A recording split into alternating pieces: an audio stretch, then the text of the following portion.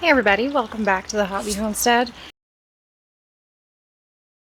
It is a beautiful overcast day today and finally things are starting to grow. Boy, do we ever have some peach leaf curl in our peaches. You can see this is what peach leaf curl looks like. It's a fungus, and last year I went through the whole peach and I picked every leaf off that looked like this and I put it into a garbage bag and I disposed of it. I was combing through the undergrowth under the tree to get any last leaves that had fallen with this peach leaf curl. This year I can't, I just don't have it in me. Also, I just don't feel motivated to, because look at it. After all that work last year and also spraying this tree with dormant oil spray, and it's just back worse than ever. This peach tree is very dramatic. But it's also loaded with peaches, so I'm not going to complain too much. So today I don't actually have that much to do in the garden. I do have to re-sow some carrots. I had trouble with a pack of carrot seeds recently. So I sowed several times this year Nantes coreless carrots. One of the times I sowed them was early March, and the only way that I was able to get the seed in the ground was because I preheated the bed. I put a plastic row cover over it, melted the snow. I actually had a row cover on the bed for most of the winter. And then I was able to sow the seeds super early March. There was still tons of snow on the rest of the garden. And then about 6 weeks later, those seeds germinated. Great, the seeds are good, I thought to myself. So I have since done 3 re-sowings of those carrots. I like to do succession sowings of carrots every month or so, maybe even more frequently, and none of those have come up. And so I think what I'm going to have to do is switch seeds. I have a little bit of this rainbow blend left, and I'm going to use up this pack, and I might have to buy some more carrot seeds. My Nantes coreless, I had a massive pack. I don't know why I had this many. I must have bought a bulk pack of them or something, but I have a lot left, so I'm kind of frustrated that they don't seem to be germinating anymore. Anyway, I'm going to re-sow. These are the carrots that I sowed in March, and I've already done a good thinning of these, and we ate that for dinner one night. So they're doing great. Here's a radish that's gone to seed. Yeah, so I mean, I know those seeds were good at some point this season. I would say that one of the biggest causes for failure in growing carrots is in the germination stage. So either they actually aren't going to germinate because they've been dried out for too long, like they've gotten wet in the soil and then they've dried out, wet, dry, and then they don't germinate, or you just don't wait long enough and actually the carrots would start to germinate and grow, but it's only been a couple weeks and maybe they're going to take a month. You just don't know with carrot seeds. And in that time you've gotten impatient and planted something else there, disturbing the soil and knocking out all the seeds. That definitely has happened to me, even though I totally know how long carrots can take and then they just surprise you all of a sudden with growth. It's hard to be patient.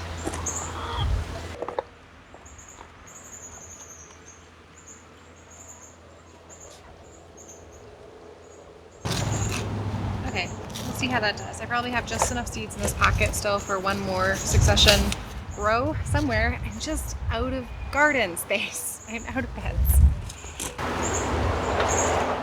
Also, check out this dill. I should probably harvest a bunch and dry it because there's too much here.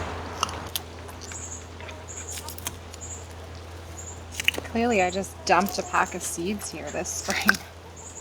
I don't know what I was thinking. Literally, I must have accidentally dumped a pack of seeds here.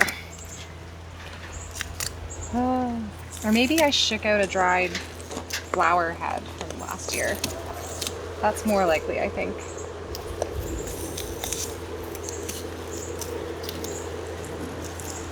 Here's a nice dill bouquet. I'm gonna dry all this.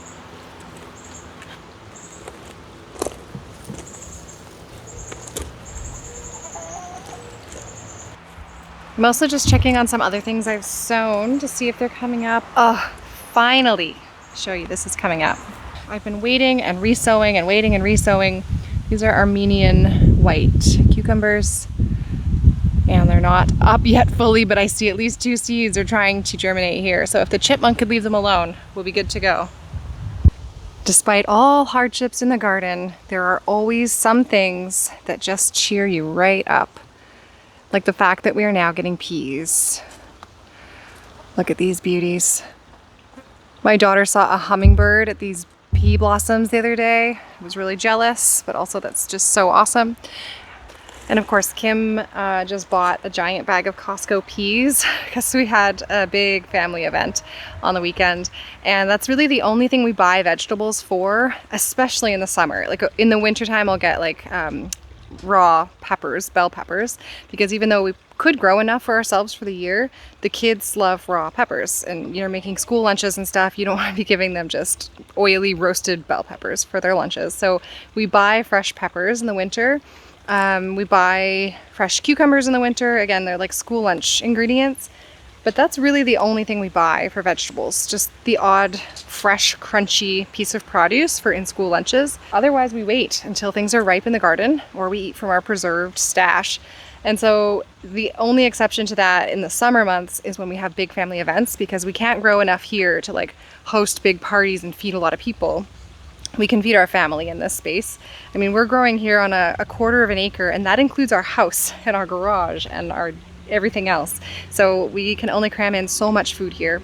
It does us wonders for our family of 4, but when we have events, we do buy food. And so we're just eating peas like it's going out of style, because we have to get through those store-bought ones, because these are really coming on now. Anyway, yeah, things are slow this year, but we've got those Armenian white cucumbers coming up. Those are the first direct sown cucumber seeds that have emerged. Oh, there's a bee trapped under my insect netting. How do they do that? Why do they do that? I'm gonna release him, but first let me just say, the chicken coop garden is making me happy right now. One of our clematis is in bloom. These are some, I think, oriental lilies my mom gave me when I first moved here. There's some really pretty little yellow irises that I don't even remember planting, but that's also exciting. Yeah, this is like my only classic flower garden space where it's like non-native, just for fun, really showy kind of flowers that go here. Now it has really nothing for fall.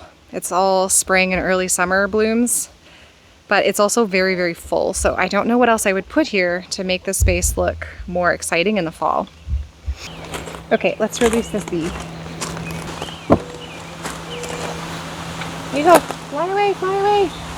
I didn't open this to harvest radishes, but I have to harvest radishes. I may have planted too many radishes this year.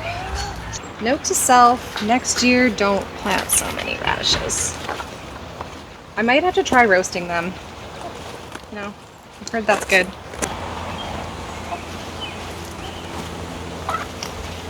I do need to come through here and build a trellis for the cucumbers that I put in this bed. Maybe I'll get to that today. So this is the time of year where I start coming out to the garden with like a little job in mind. And the next thing I know, I've made hours of work for myself in the kitchen because I've picked all this produce. So I also have a bunch of flowering spinach in the garden right now, which typically gardeners don't desire because then you don't have the lush leaves that you would normally have on spinach.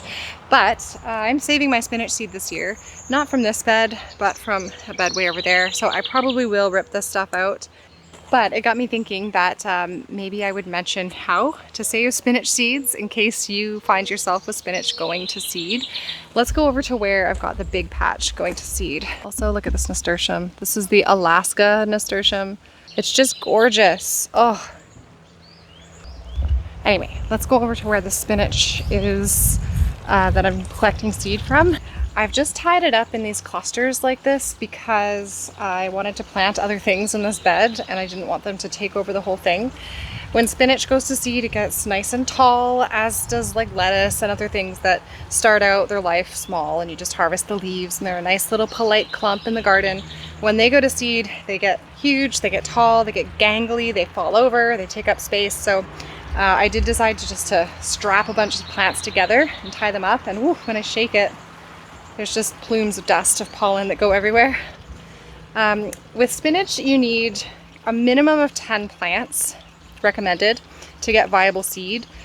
That's because there are male plants and there are female plants. Like a plant will have only male flowers on it and then another plant will have only female flowers.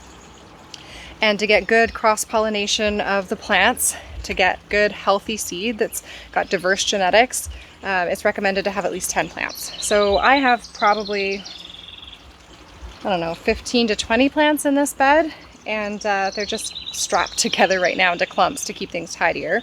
This is a male flower, and the pollen comes out of these little branches like this. It sticks straight up like this, big flower stalk. And when you shake it, I don't know if you can see that, probably can't catch it on camera, but the pollen goes flying like a cloud. And then over here, just by chance, we have a clump that has mostly female spinach plants. And these are the immature seeds, or the little fruit, and they form right in the nook of where the leaf meets the stem. So they don't have a big flower stalk coming out the top, but they have these little nodules.